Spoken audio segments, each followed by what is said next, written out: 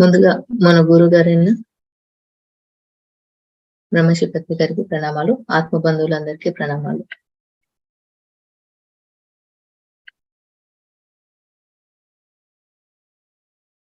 ఈరోజు మనము కబీర్ దాస్ గురించి చెప్పుకుందాం. ఆయన పుట్టుక గురించి, ఆయన ఏంటి అనేది. మరి ఎందుకు ఆయన గురించి అంటే, మన పత్రి గారు కబీర్ దాస్ గురించి, సంత్ కబీర్ దాస్ గురించి చాలా గొప్పగా చెప్పారు. ఆయన గురించి, ఆయన దోహేస్ చాలా మందికి తెలియాలన్నారు. హిందీలో అయితే మొత్తం ఆ పాటలు పాడడం జరుగుతుంది. వాటికి స్పాన్సర్ కూడా చేయడం జరుగుతుంది. సో ప్రతి ఒక్కరికి తెలిసి ఉండాలి అని అన్నారు. మరి స్టోరీ అయితే తెలుసుకుందాం అతని గురించి. అతను ఎలా దైవాన్ని కనుక్కున్నాడు అనేది ఈరోజు తెలుపుకుందాం మనకి. ఆయన పుట్టుకనే ఒక రహస్యంగా ఉందన్నమాట కబీర్ దాస్ గారి. మరి 2 రకాలుగా చెప్పడం జరుగుతుంది. వాటర్ లో దొరికారని చెప్పారు. కానీ మనకి రహస్యవాణి అనే బుక్ ద్వారా తెలిసింది ఏంటంటే, అతని మహావిష్ణువు లక్ష్మీదేవి అంశాలుగా తీసుకొని ఆ ఎనర్జీ ద్వారా ఒక పుష్పంలోకి కాన్షియస్, వాళ్ళిద్దరు కాన్షియస్ తో ఉన్న బేబీని ఒక పుష్పం కమలంలోకి వదులుతారంట. అది వాటర్ లో నుంచి వస్తుంది అన్నమాట. అక్కడ ముస్లిం దంపతులకి పిల్లలు లేరని చెప్పేసి ఆ కమలంలో దొరికిన బాబుని వారి సంతానంగా తీసుకోవడం జరుగుతుంది. వారు ఎన్నో యజ్ఞాలు అంటే ఎంతో తపస్సు చేసినా కానీ వారు దొరకనిది బిడ్డ ఆ కమలంలో దొరికిన బిడ్డను భగవంతుడి ప్రసాదంగా తీసుకొని పెంచుదామని అనుకుంటారు. మరి 1348 అనుకుంటా, 14వ శతాబ్దం అప్పుడు వర్ణ వివక్ష చాలా ఎక్కువగా ఉండేది. మరి ఇప్పుడు కొద్దిగా మాసిపోతున్నాయి. మరి ఆ టైంలో ఎంత ఎక్కువగా ఉంటుంది వర్ణ వివక్ష. సో మరి ఎలా అని అనుకుంటారు. అనుకున్నప్పటికీ వారు బాబు మీద ఇష్టంతో భగవంతుని ప్రసాదం కాబట్టి మనం తీసుకెళ్ళాలి, పెంచుకోవాలని ఫిక్స్ అవుతారన్నమాట. అలా బాబుని పెంచుతూ ఉంటారు. కానీ ఆ సంఘం, ఆ సొసైటీ యాక్సెప్ట్ చేయదన్నమాట. అంటే అందులో కలుపుకోదు. అలా బాబు పెరుగుతూ కబీర్ అని పేరు పెట్టుకుంటారు. అంటే గ్రేట్ అన్నమాట కబీర్ అంటే.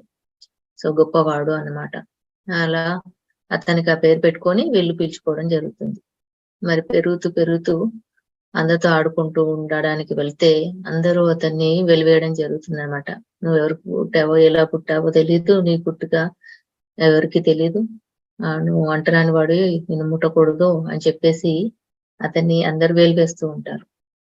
అతనికి అర్థం కాదు, నా కళ్ళు, కాళ్ళు, చేతులు, మొండం ఎలా ఉన్నాయో వాళ్ళకు కూడా అలాగే ఉన్నాయి కదా, నేను ఎందుకు విభేదంగా కనిపిస్తున్నాను వాళ్ళకి అని అనుకుంటాడు అనమాట. అనుకుని అర్థం కాక కొద్దిగా బాధపడుతూ ఉంటాడు.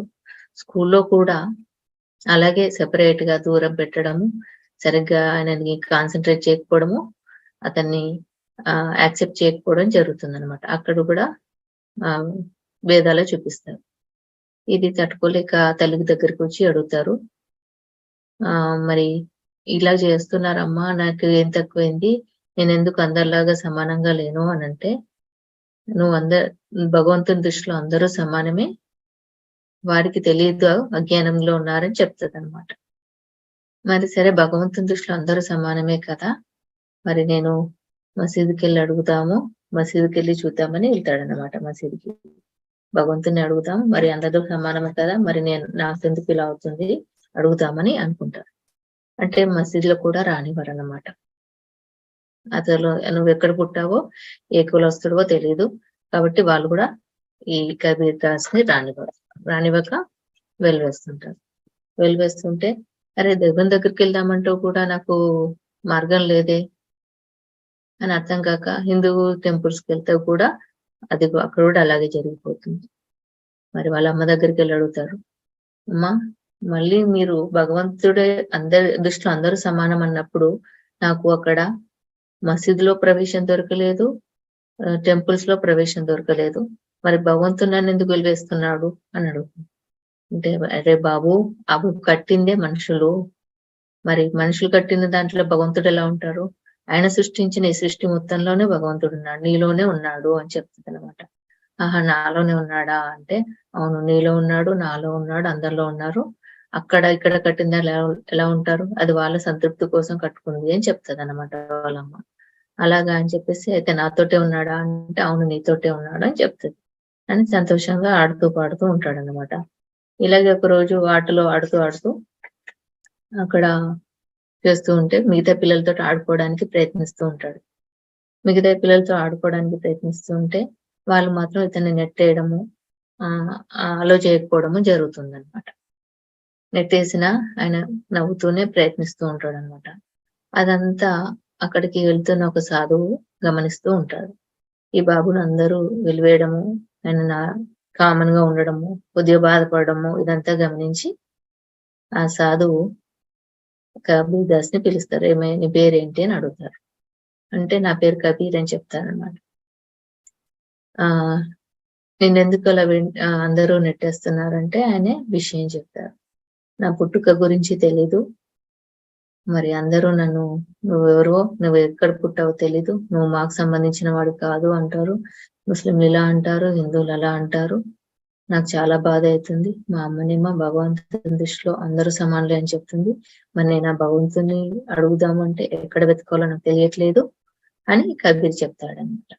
అని చెప్తే, నీకు ఆ మార్గాన్ని నేను చూపిస్తాను అంటాడు ఈ సాధు. తప్పక చూపించండి, ఎలా వెతకాలంటే స్మరణ చేయాలని చెప్తారన్నమాట. చాలా స్మరణ చేయాలి, అప్పుడు నీకు దొరుకుతారు అని చెప్తారనమాట. సుమిరన్ కరో అని అంటే ఎలా చేయాలో అన్ని నేర్చుకుంటాడు, చిన్న పద్ధతులు తెలుసుకున్నాక సరే చేస్తాను అని అంటాడు అన్నమాట కబీర్. సో నీకు తప్పకుండా భగవంతుడు దొరుకుతాడని చెప్తారు. ఆ తర్వాత మళ్ళీ ఇలాగే ఆడుకుంటూ ఉంటే వాళ్ళ తల్లిదండ్రులు పిలిచి, నీకు మనకి వీళ్ళు బట్టలు నేసే వ్యాపారము ఉంటది అనమాట. వాటికి కలర్స్ అవి చేయాలి. మరి కొన్ని బట్టలు పక్క ఊరికి వెళ్ళి మన చుట్టాల దగ్గరికి వెళ్ళి ఇచ్చేసి అక్కడ నేసుకొని తీసుకురా, కలర్స్ వేసుకొని తీసుకురామని ఒక పని చెప్తుంది అనమాట వాళ్ళమ్మ. సరే అని పక్క ఊరికి వెళ్తూ ఉంటాడు కబీర్దాస్. అలా వెళ్తూ ఉంటే ఆ చుట్టాల ఇంటికి వెళ్ళి ఎవరు కొట్టగాని చూసి, అరే నువ్వు వచ్చావేంటి, చూచి ఇప్పుడంతా ఇలా అయిపోయింది, మీ నాన్న రావాల్సింది, నువ్వెందుకు వచ్చావు అని చెప్పేసి అక్కడ కూడా చీదరించుకోవడం, అసహించుకోవడం, నెట్టేయడం జరుగుతుంది అనమాట. ఇంకా ఆయన బాధ తట్టుకోలేక చాలా విపరీతమైన బాధతోటి దారిలోకి వస్తూ ఒక చోట సుమిరన్ చేయమని చెప్పారు కదా సాధువు, ఈ క్షణమే నేను కనుక్కోవాలి, ఈ భగవంతుడు ఈ తాడబేడ తేల్చేసేయాలి, నాకు ఇలాంతా ఎందుకు జరుగుతుంది, నాకు తెలియాల్సిందే అని తపన మొదలవుతుంది అనమాట. చాలా దీక్షతో కూర్చోవడం ప్రారంభిస్తాడు. కూర్చోగానే అంత ఈజీగా రాదు అతనికి. ఆ సిమరన్లో కూడా నేను చచ్చినా పర్వాలేదు, నేను ఈ రోజు తెలుసుకోవాల్సిందే, మిగతా వారికి భిన్నంగా ఎందుకున్నాను, అసలు ఆ భగవంతుడు ఎవరు, ఎక్కడున్నారు, నన్ను ఎందుకు సృష్టించాడు, వీళ్ళనందరి చేత నన్ను ఎందుకు విమర్శించబడుతున్నాను, నాకు ఈ సత్యాలన్నీ తెలియాల్సిందే, నేను అసలు ఊరుకోను, ఈ బతికినా చనిపోయినా పర్వాలేదు అని అనుకుంటాడు అనమాట. అనుకుని చాలా దీక్షతోటి చేస్తూ ఉంటాడు. చాలా పొద్దునగా పగలనక రాత్రనక చేస్తూ ఉంటే కనపడు చెప్పు అని ఇలా అరుస్తూ ఉంటాడు అన్నమాట లోపలికి గాడుగా అంటూ. లోపలికి చాలా దీక్షగా వెళ్తాడనమాట. వెళ్ళినప్పుడు అక్కడ వాయిస్ వస్తుంది, నేను నీలోనే ఉన్నాను అని చెప్తారనమాట. మరి బయట అందరు ఇలా ఎందుకు ఉన్నారంటే అది వారి అజ్ఞానము అని చెప్తారు.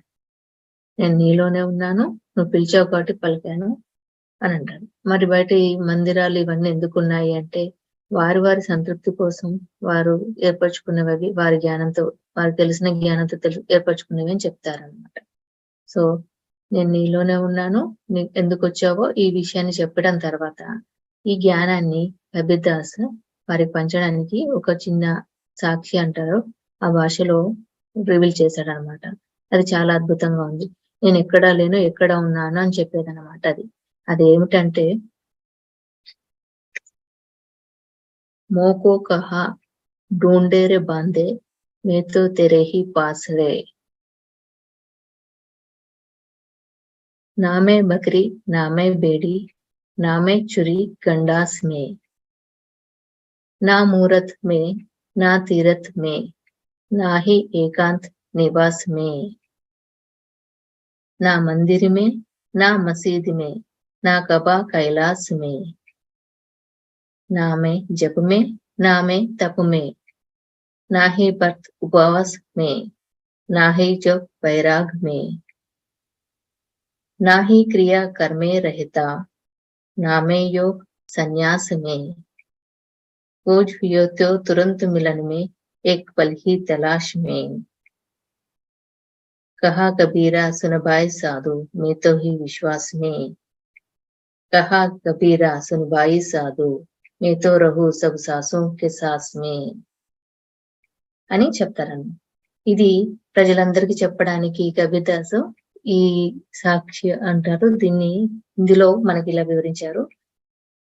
చాలా అద్భుతంగా ఉంటుంది. మన పత్రి గారు ఎలా వివరించారో అదంతా ఇందులో ఉందన్నమాట. మరి అందుకేనేమో మన పత్రి గారు కబీర్ దోహేస్ ని, కబీర్ స్టోరీస్ ని అందరికి తెలుసుకోవాలని చెప్పారన్నమాట. నన్ను ఎక్కడెక్కడో వెతుకుతున్నారు మీరు బయట. ఆ ఎక్కడ అంటే నేను మీలోనే ఉన్నాను. మీరు పశుపతి చేస్తున్నారు అంటే నామే బకిరీ, నామే బేడి, నామే చోరీ గండాస్మి అంటే మీరు నా కోసము ఏవేవో సంతృప్తి పరచాలని నా చుట్టూ తిరుగుతూ మీరు మీకు నచ్చిన వస్తువులను ఇస్తూ నన్ను సంతృప్తి పరచాలనుకుంటున్నారు. సృష్టి అంతా నాదే కదా. నేను సృష్టించిన వాటితో మీరు నన్ను సంతృప్తి పరిచేదేంటి? నేను సృష్టించిన వాటిని బలి చేసి నాకు మీరు ఇచ్చేది ఏమిటి అని చెప్తున్నారు ఆ దైవం అని కబీర్ అంటున్నాడు అనమాట. నేనే సృష్టించాను కదా ఆ మేకను, మిమ్మల్ని అందరినీ. ఆ మేకను మళ్ళీ నాకే పెట్టి మళ్ళీ నన్నే అడుగుతున్నారు. మరి ప్రతి సృష్టిలోనూ నేనే ఉన్నా కదా అని చెప్తున్నాను అనమాట. అలాగే మీరు అనుకుంటున్నాను నన్ను ఎక్కడో వెతకడానికి సన్యాసం తీసుకొని ఏకాంత వాసంలో పైన కొండలో కోయలోకి అక్కడ కూర్చుంటున్నారు. అక్కడ కూడా నేను లేను. ఉంటే అంతటా ఉన్నాను. ఇక్కడ లేకుండా ఒక తూర్పు సైడ్ ఉంటే మరి పడమర సైడ్ ఎవరు ఉన్నారు? మరి దక్షిణం సైడ్ ఉంటే మరి ఉత్తరం సైడ్ ఎవరు ఉన్నారు? మీరు అనుకుంటున్నారు కదా పలానా ప్లేస్ లో పలానా చోట మాత్రమే చాలా అద్భుతంగా ఉన్నాడు అక్కడ దేవుడు అనుకుంటున్నారు కదా. మరి ఉత్తరం సైడ్ ఎవరు ఉన్నారు? మరి దక్షిణం సైడ్ ఎవరు ఉన్నారు? అంతటా నేనే కదా అని చెప్తున్నాను అనమాట. నా ముహూర్తమే నా తీరతమే, నా హి ఏకాంత్ నివాసమే. మీరు పూజించే మూర్తిలో అందులో కూడా విగ్రహాల్లో లేను. అలాగే మీరు చేసే తీర్థయాత్రలో కూడా నేను లేను. మీరు చేసే ఏకాంత నివాసంగా చేస్తున్న ఆ ప్రాసెస్ లో కూడా నేను లేను అని చెప్తున్నా. నా మందిరమే, నా మసీదుమే, నా కాబా కైలాసమే. మీరు వెతుకుతున్నారు కదా చాలా శక్తి క్షేత్రాలు అంటూ పెద్ద పెద్ద గుళ్ళల్లో కైలాసంలో వెతుకుతున్నారు, మందిర్లో వెతుకుతున్నారు, మసీదులో వెతుకుతున్నారు. అక్కడ కూడా నేను లేను. మీరు వెతుకుతున్న ప్రతి చోట నేను లేను. ఉంటే అంతటా ఉన్నాను. పర్టికులర్ ఒక నిర్దిష్టమైన ప్రదేశానికి సంబంధించినది కాదు అని చెప్తున్నాను అనమాట దాని అర్థం. నామే జపమే, నామే తపమే. మీరు చేసే జపాల్లోనూ తపస్సులోనూ కూడా నేను లేను. మీరెన్నో సమయం వెచ్చించి జపాలు తపస్సులు చేస్తున్నారు, అందులో కూడా నేను లేను. నామే హి భక్త్ ఉపవాసమే, నా హి జోగ్ వైరాగ్యమే. మీరు నా కోసం శరీరాన్ని కష్టపెట్టుకోవాల్సిన అవసరము లేదు. దాన్ని ఉపవాసం చేత కష్టపెట్టుకోవాల్సిన అవసరము లేదు. అలాగే సన్యాసం వస్తువులు ధరించి ఇల్లు వాకిలి వదిలేసి వెళ్లాల్సిన అవసరము లేదు. సంసారంలోనే ఉండాలి. సన్యాసించాల్సిన అవసరం లేదు నన్ను వెతకడానికి. మీ లోపలే ఉన్నాను అని చెప్తున్నాను అనమాట. ఇవన్నీ క్రియలు మీరు చేస్తున్నారు కానీ అందులో నేను లేను అని చెప్తున్నారు. నా హి క్రియ కర్మే రహిత.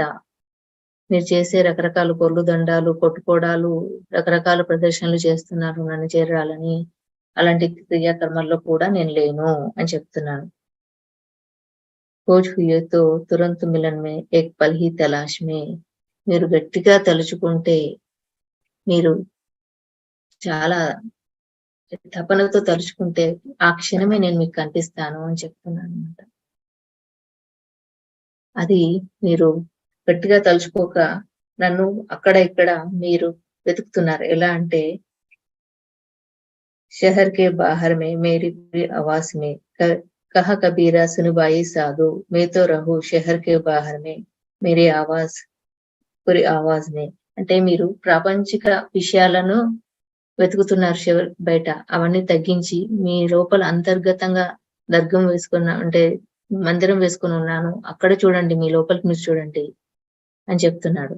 అలాగే ఏం చెప్తున్నాడు? మేతో రహు సబ్ సాత్సోం కే సాస్ మే, మీ శ్వాసలోనే ఉన్నాను అని చెప్తున్నారు. ఇక్కడ చూడండి, నేను ప్రతి ఒక్కరి శ్వాసలోనే ఉన్నాను అని చెప్తున్నారు. మీ శ్వాస ద్వారా లోపలికి వెళ్ళండి అని మనకి ఇక్కడ డైరెక్ట్ గా తెలుస్తూనే ఉంది. మన అంతర్గతంలోకి వెళ్ళాలి. మీరు ఎంత తీక్షణంగా వెళ్తే అంతగా నేను దొరుకుతాను. ఒక క్షణమే చాలు మీకు దొరకడానికి. అదన్నీ వదిలేసి ప్రాపంచిక విషయాసక్తితో మీకు తెలిసిన దానిని పట్టుకొని బయట ఇవన్నీ వెతుకుతున్నారు.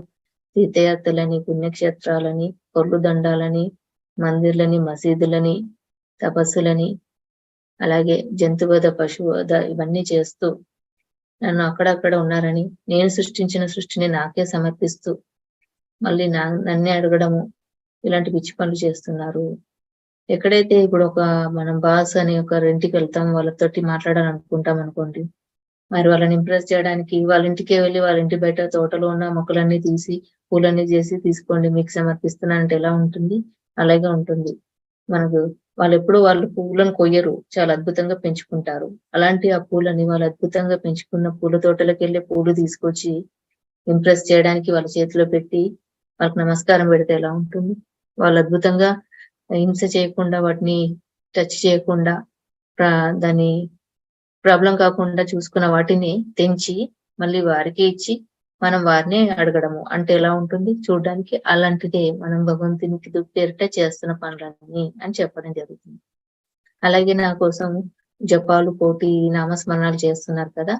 ఇప్పుడు ఏ తల్లిదండ్రులైతే కోసం పిల్లలు ఏదైనా అడిగితే నన్ను స్మరించండి 1,000 సార్లు, 100 సార్లు అని అడిగి అట్లా స్మరించుకొని డబ్బులు ఇవ్వరు కదా, ఆట బొమ్మలు ఇవ్వరు కదా. మరి మీరు నా కోసం అలాంటివన్నీ ఎందుకు చేస్తున్నారు? మీ లోపల వెతకండి, మీ లోపలనే నేనున్నాను అని చెప్తున్నాను అనమాట. మీరు లోపల వెతకకుండా బయట వెతుకుతూ నన్ను ఇంకా ఎక్కడ లేవని ప్రశ్నిస్తున్నారు. మీరు తీక్షణంగా వెతికిన మరుక్షణమే నేను అక్కడ ప్రత్యక్షం అవుతాను అని చెప్పారు. సో మీరు ఈ కబీర్ దోహలో మనకి ఏం చెప్పడం జరుగుతుంది? మన అంతర్గతంలోకి వెళ్ళండి, ప్రతి జీవిలోను, ప్రతి సృష్టిలోనూ ఉన్నాను, దాని కోసం నాకు ఏమీ బహుకరించాల్సిన అవసరము లేదు, నన్ను లోపలికి చేరండి అని చెప్తున్నారనమాట. ఈయన చాలా దోహస్ రాశారు. మనకి అవన్నీ తెలుసుకోవాలని కూడా సార్ చెప్పారు. అది ఇంకొకసారి ఎప్పుడైనా పెట్టుకుందాము ఆ దోహెస్ గురించి. కానీ కబీర్ స్టోరీలో ఇంకా కొద్ది అద్భుతాలు కూడా ఉన్నాయి. ఇంకో బుక్ ద్వారా, రహస్యవాణి బుక్ ద్వారా మనకు తెలిసింది ఏమిటంటే, మరి కబీర్ మ్యారేజ్ అవుతుంది కబీర్ దాస్ కి. ఆవిడ కూడా చాలా జ్ఞానవంతురాలు. ఇద్దరు చాలా అద్భుతంగా జ్ఞానంతో ముందుకెళ్తూ ఉంటారు. మరి వారికి కమాల్ అనే కొడుకు కూడా పుడతాడనమాట. ఆ కమాల్ అనే కొడుకు పుట్టాక అతను కూడా జ్ఞానవంతుడే. ఇలా ముగ్గురు చాలా అద్భుతంగా జ్ఞానంతో ముందుకెళ్తూ ఉన్న టైంలో ఆ 14th శతాబ్దంలో అతిథి దేవో భవ అనేది చాలా అద్భుతం. ఇప్పుడు మనకి అపోదీపో భవ ఇలాను నువ్వు తెలుసుకో ధ్యానం ఎలా వచ్చిందో, ఈ ప్రతి ఎరాలో ఒక్కొక్కటి స్పెషల్ ఉంటుంది కదా. అప్పుడు అతిథులను చాలా గౌరవించడమే పెద్దగా అదే గొప్ప విషయం అనమాట అక్కడ. ఆ సమయంలో ఇద్దరు సంతులు కబీర్ దాస్ ఇంటికి వస్తామని చెప్తారనమాట. మరి కబీర్ దాస్ ఇంటికి వస్తామంటే అతిథులను సత్కరించాలి, వారికి ఫుడ్ పెట్టాలి. కాబట్టి ఇంట్లో చూస్తే ఏమీ ఉండదు, ఏమీ ఫుడ్ ఉండదు. మరి ఆ ఫుడ్ లేకపోతే అతిథులను అవమానించినట్టు అవుతుంది కదా. ఎలాగైనా తీసుకురావాలని చెప్పి దొంగతనానికైనా వెనకాడాలన్నమాట. అంత ఫస్ట్ ప్రియారిటీ అతిథులకి సంతృప్తి పరచడమే. అప్పుడు వాళ్ళకి అదే తెలుసు, అప్పుడైతే అదే అన్నట్టు. మరి ఏం చేస్తారు ఈ కమాల్ అండ్ కబీర్? మరి బయటికి వెళ్ళి చీకటి టైంలో షాప్ క్లోజ్ ఉన్న అలాంటి షాప్ కి వెళ్తారు. మరి లాక్ తీస్తే ప్రాబ్లం తెలిసిపోతుందని ఇంకో వెనక కన్నం వేసి వాళ్ళ బాబుని లోపలికి పంపిస్తాడు. పంపించేశాక ఆ బాబు అక్కడ ఉప్పులు, పప్పులు, కావలసినవన్నీ సరుకులు ఇచ్చేస్తాడు అనమాట. కొన్ని సరుకులు తీసుకొచ్చి వాళ్ళ నాన్నక కన్నం ద్వారా ఇస్తుంటే అప్పుడే ఆ వర్తకుడు లోపలికి ఎంటర్ అవుతూ ఉంటాడు అన్నట్టు. ఎంటర్ అవుతూ ఎవరో దొంగతనం చేస్తున్నానని గ్రహించి తల బయటికి ఉంటుంది, కాళ్ళు లోపలికి ఉంటాయి అన్నట్టు. ఆ కాళ్ళని లాగుతూ ఉంటాడు అతను. కాళ్ళని లాగుతూ ఉంటారు ఎవరు తెలుసుకుందామని. సో, అప్పుడు బయట కామాలు ఏమంటాడు, "నాన్న ఈ వర్తకుడు నా మొఖం చూడొద్దు. నా తల నరికేయండి" అంటాడన్నట్టు. తల నరికేయండి, ఈ సరుకులు తీసుకెళ్ళి మీరు అతిథులను సంతృప్తిపరచండి అని చెప్తాడన్నమాట. సో, వాళ్ళ నాన్న కబీర్ అలాగే చేస్తాడు. తల నరికేస్తాడు. తల నరికేసి ఆ తల తీసుకొని వెళ్ళిపోతాడు. ఎవరికి తెలియకుండా పెట్టేసి తన భార్యకు మాత్రం నిజం చెప్తాడనమాట. ఇది జరిగిందంటే వాళ్ళ భార్య ఆనందపడిపోతుంది. అతిథి సత్కారం కోసం నా కొడుకు ఈ అదేంటి త్యాగము, అద్భుతము అని చెప్పేసి చాలా పులకరించిపోతుందనమాట. ఇంకా ఆ సంతులను ఇద్దరిని చాలా సాటిస్ఫైడ్ గా ఫుడ్ అరేంజ్ చేసి వాళ్ళని సెటిల్ చేస్తారనమాట. మరి ఇక్కడ ఇలా జరుగుతుంటే ఆ వర్తకుడు మరి ఈ బాలుడు ఎవరో తెలుసుకోవాలని బయట అందరు బహిరంగంగా ఒక చెట్టు కింద కట్టేసి, ఎవరో నిన్న నా షాప్ కి వచ్చి ఇలా దొంగిలించారు. మరి తల లేదు. ఇది ఈ ఫ్యామిలీకి సంబంధించిందో వారు రావాలి అన్నట్టుగా అక్కడ పెడతాడనమాట. ఎవరు స్పందించరు. ఎందుకంటే ఒక కబీర్దే కదా! సో చూస్తూ పోతూ ఉంటారు. అదే సమయంలో వీళ్ళింట్లో తిని వెళ్తున్న సంతులిద్దరూ పాటలు పాడుకుంటూ వెళ్తూ ఉంటారు. పాటలు పాడుకుంటూ వెళ్తూ ఉంటే, ఆ పాటల యొక్క స్వరంకి ఆ మొండెం లేని శరీరము ఊగడం మొదలవుతుందన్నమాట. డాన్స్ చేస్తూ ఉంటుంది. ఏంటి స్పెషల్ ఈ మొండెం లేని శరీరం అదే తలలేని శరీరం ఎందుకు ఇలా డాన్స్ చేస్తుందని అర్థం కాక ఇతనెవరు తెలుసుకోవాలని ఆ సంతులకి అనిపిస్తుంది. వారు అప్పుడు కనుక్కున్నప్పుడు కబీర్ దాస్ చెప్తాడన్నట్టు, "ఇది నా బాబాయ్. మీకు ఆతిథ్యం కోసం మేము ఇలా చేయాల్సి వచ్చింది" అని చెప్పాక వారు సంతృష్టి చెంది వారు శక్తి ద్వారా ఆ బాబును మళ్ళీ బతికించడం జరుగుతుందన్నమాట. అప్పుడు చూడండి, అతిథి దేవో భవకి ఎంత ప్రాధాన్యతనిచ్చేవారు. మరి అది ప్రాధాన్యం ఇచ్చినంతగానే వారు ఎంత ఫలాన్ని పొందారు. ఇలా వారు ఆ జ్ఞానంతో ఉండేవారన్నమాట అప్పుడు. మరి ఆ తర్వాత ఈ కబీర్ మొత్తం జ్ఞానవంతుడు కంప్లీట్ గా ఎన్లైటన్ అయిన తర్వాత అతను రాసిన దోహెస్ అటు హిందూస్ కి కానీ, ముస్లిమ్స్ కానీ చాలా విస్తృతంగా జ్ఞాన ప్రసాదాన్ని ఇచ్చారనమాట. మరి ఇంత అద్భుతంగా కబీర్దాస్ ఇచ్చినప్పటికీ అక్కడ హిందూ ముస్లింలు సమానత్వానికి అయితే రాలేదు, కానీ ఆయన దోహేస్ మాత్రం చాలా అద్భుతంగా ఆ ఎంతో మందికి చేరాయి. ఆ తర్వాత అటు ఆయన చనిపోయిన సమయంలో కూడా హిందూస్, ముస్లిమ్స్ నాదిగా ఈ శవం అంటే ఆ పార్థివ దేహం మాది అంటే మేము ఖననం చేస్తాము, అంటే మేము పూజ చేస్తామని అలా కూడా గొడవలు చేసుకోవడం జరిగిందనమాట. ఇద్దరు గొడవలు చేసుకుంటూ అంటే లాస్ట్ కు ఒక తుచ్చమైన నిర్ణయానికి వస్తారన్నమాట వాళ్ళు. ఏమని అంటే, ఈ డెడ్ బాడీని సగానికి కట్ చేసి సగం మీ మత ప్రకారంగా చేసుకుందాం, సగం మా మత ప్రకారంగా చేసుకుందాం అని నిర్ణయానికి వస్తారు. అంతటి తుచ్చమైన నిర్ణయం తీసుకున్న మరుక్షణమే ఆ పైన కప్పి ఉన్న ఆ పరద తీసి చూసేసరికి అవన్నీ పూలుగా మారిపోతాయి. మీరు నన్ను ఏది చేయాల్సిన అవసరం లేదు అని చెప్పేసి ఆయన ఏ పుష్పంలో వచ్చారో అవే పుష్పాలుగా మారిపోతాయి అన్నమాట. ఇంత అద్భుతమైన కబీర్దాస్ దోహెస్ అని మన ఉత్తర భారతదేశంలో చాలా అద్భుతంగా ప్రచారం పొందాయి. మరి ఇక్కడ కూడా పత్రి గారు అందరికి తెలియాలని చెప్పేసి ఆ దోహే సాంగ్స్ ని స్పాన్సర్ చేయడం జరుగుతుంది. అవి పిఎంసి హిందీలో చాలా వచ్చాయి. హిందీలో మాత్రము. మరి ఈ కబీర్దాస్ తర్వాత సమర్థ రామదాస్ గా జన్మించడం జరిగింది. ఛత్రపతి శివాజీ దగ్గర ఉన్నవారు. ఆ తర్వాత మళ్ళీ నెక్స్ట్ లాహిరి రామకృష్ణ పరమహంసగా జన్మించడం జరిగింది. శారదా దేవిని మ్యారేజ్ చేసుకొని మరి అప్పుడు కూడా ఆత్మజ్ఞానం నుంచి వివేకానందుని యొక్క గొప్ప శిష్యుని అందించారు ప్రపంచానికి. ఆ తర్వాత మనకి లాహిరి మహాశయులు కూడా వేరే అని చెప్పడం జరిగింది. వీరి ఇన్కార్నేషన్ ఇలా ఉందన్నమాట, వీరి జన్మల పరం. సో ఎంతో అద్భుతమైన ఇంకా నెక్స్ట్ కూడా ఇంకోటి ఉంది. అలా వీరు ఒక జ్ఞాని, మహాజ్ఞాని, విజ్ఞానిగా మారుతూ ఎంత అద్భుతాన్ని మనకి ఎంత నాలెడ్జ్ ని, ఎంత గొప్పదనాన్ని అందించాడు అనేది ఈయన స్టోరీ అన్నమాట. మరి ఆయన ఎక్కడో లేడు, దేవుడు మన లోపలనే ఉన్నాడు, మన శ్వాసల్లోనే ఉన్నారు అని చెప్పిన పద్యం చాలా అద్భుతం. మనం కూడా త్రిరత్నాల్లో పత్రి గారు చెప్పారు, దుఃఖమే సుమిరన్ సబ్ కరే, సుఖమే కరైన కోహే అని. సుఖమే సుమిరన్ కరే తో దుఃఖ నహీ హే కోహే. అంటే మీరు అందరూ దుఃఖంలో ఉన్నప్పుడు నన్ను స్మరిస్తారు, అప్పుడు నేను కావాలని కోరుకుంటారు. కానీ సుఖంలో ఉన్నప్పుడు ఎందుకు నన్ను కోరుకోరు? ఎప్పుడైతే మీరు సుఖంలో ఉన్నప్పుడు నన్ను కోరుకుంటారో దుఃఖాలు అనేవి మేము బాధించవు కదా. అంటే సమస్యలు సమస్యలా కనిపించవన్నమాట అంతే. కాబట్టి మీతో మీరు చేరండి. మీ లోపలికి చేరండి. నేను మీ యొక్క ప్రతి శ్వాసలోనే ఉన్నాను. మీరు చేసే బాహ్య ప్రాపంచికమైన చేష్టల్లో నేనెక్కడా లేను. సో, తీర్థయాత్రలో లేను. పొర్లు దండాల్లో లేను. ముఖ్యంగా పశు బలుల్లో అసలే లేను. అదంతా నా సృష్టియే. సన్యాసంలో లేను. మీరు చేసే కర్మలు, క్రియల్లో వేరే రకరకాల కర్మలు, ఆశలు పెట్టించే విషయాలలో గూడా నేను లేను. మీ అంతరంగంలో ఉన్నాను. మీరు దప్పికతో, తపస్సుతో నన్ను అడిగిన మరుక్షణమే నేను ఒక క్షణంలోనే మీకు కనిపిస్తాను. అది మీ లోపలికే ఉన్నాను. అజ్ఞాతంగా దాగి ఉన్నాను. తీక్షణంగా చేరితే తప్పకుండా మీకు దర్శనమిస్తాను. అంటే అదే మన ఆత్మే అన్నమాట. సో, అదే దేవుడు. అందరిలోనూ ఉన్నాను, మీలోనూ ఉన్నాను అని చెప్తున్నాడు. మరి ఇంత అద్భుతమైన సందేశం మనకు కబీర్ ద్వారా అందడం జరిగింది. మరి అలాగే మనకి ఈ కబీర్ దాస్ దోహేలో ఇది కూడా ఉంది. జైసా భోజన్ ఖాయియే అంటే మీరేది తింటారో అదే మీ మనసు అవుతుంది. జైసా పానీ పీజియే మీరు ఎలాంటివి తాగుతారో అదే మీ వాణి అవుతుంది అని చెప్పారు. అంటే మీరేది తింటారో, ఏది తాగుతారో అదే మీ స్థితి, మీ మాట. అంటే శాకాహారం తింటే మనం సాత్వికంగా ఉంటాము. మనం మాంసాహారమును తప్పుడు అంటే పానీయాలు అంటే మీన్స్ మద్యం అనుకుంటా. అవి చేస్తే మీ వాణి కానీ, మీ చేష్టలు కానీ అలాగే ఉంటాయి. మరి సాత్విక స్థితిలో ఉంటే సాత్వికంగా ఉంటాయని. అలా చిన్న దోహేలు 2 లైన్‌లే ఉంటాయి కానీ చాలా డెప్త్ మీనింగ్ తోటి అద్భుతంగా ఉంటాయి. ఆ పాటలు కూడా చాలా బాగుంటాయి. మన దాంట్లో పీఎన్సీ మాస్టర్స్ చాలా మంది పాటలు నేర్చుకున్నారు. చాలా బాగుంటుంది. చాలా అద్భుతంగా ఉంటుంది. సార్ మరి వీటిని చాలా ఎంకరేజ్ చేశారు.